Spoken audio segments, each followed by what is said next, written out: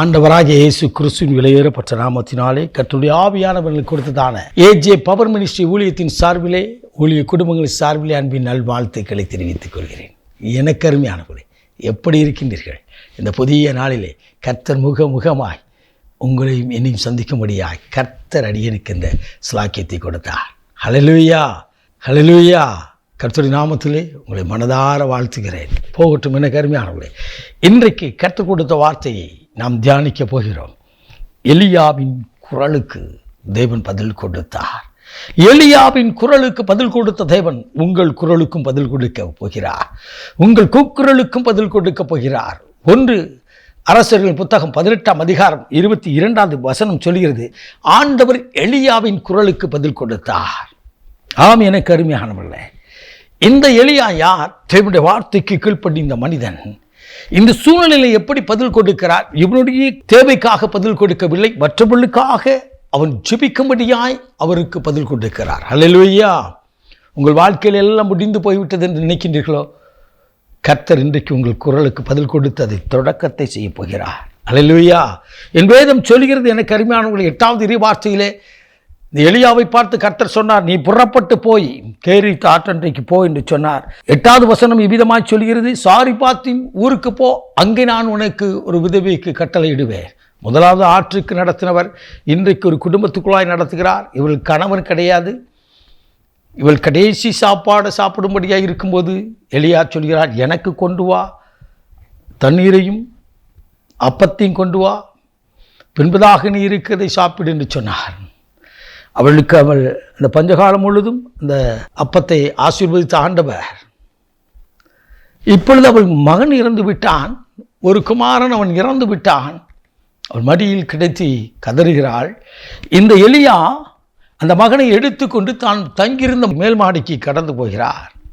எனக்கு அருமையானவர்களே, சூழ்நிலை நிமித்தம் எல்லாவற்றையும் இழந்து கதறிவிட்டோம் என்று சொல்லி கதறிக்கொண்டு இருக்கிற உங்களை பார்த்து கர்த்தர் சொல்கிறார், உங்களுக்கும் எனக்கும் கர்த்தர் சொல்லக்கூடிய ஒரே ஒரு பகுதி, தனித்து கர்த்தரோடு அமர்ந்து ஜெபித்து பாருங்க. பிரச்சனையோடு போய் ஆண்டவர்கிட்ட போய், ஆண்டவரே எனக்கு இந்த மாதிரி ஒரு பிரச்சனை இருக்கிறது என்று சொல்லி கொடுத்து பாருங்கள், கர்த்தர் அதில் வெளிப்படுவார். ஹல்லேலூயா.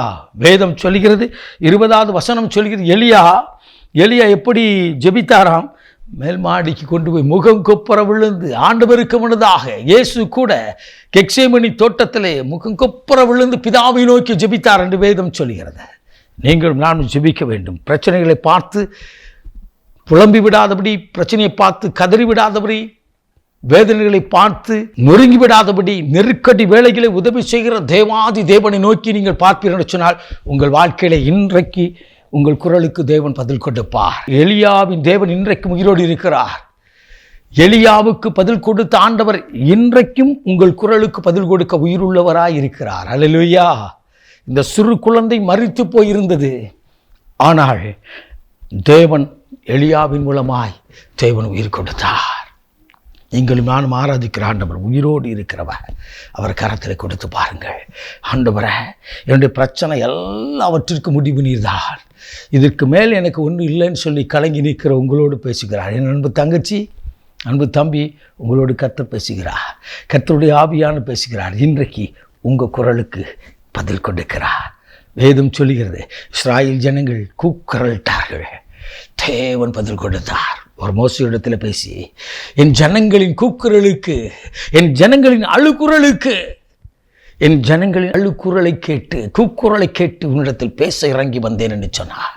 ஆம், அவர் குரல், நம்முடைய குரல் அவள் செவிதனிலே ஒலிக்கின்றதாக இருக்கிறது. கேட்கக்கூடாதபடி அவர் செவிகள் மந்தமாகவில்லை, விண்ணப்பத்திற்கு உதவி செய்யாதபடி அவர் கரம் குறுகி போகவில்லை. இன்றைக்கு ஆண்டவர் உங்கள் குரலுக்கு செவி கொடுக்கிறார்.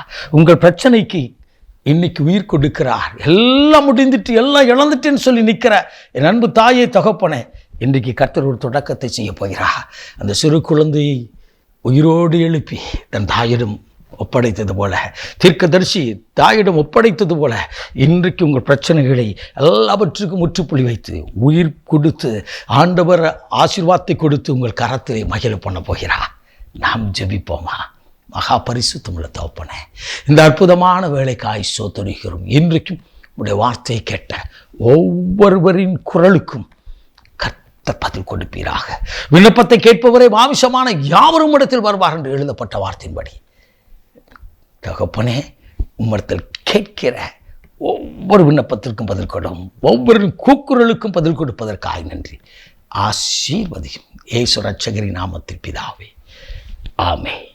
ஆமென். God bless you.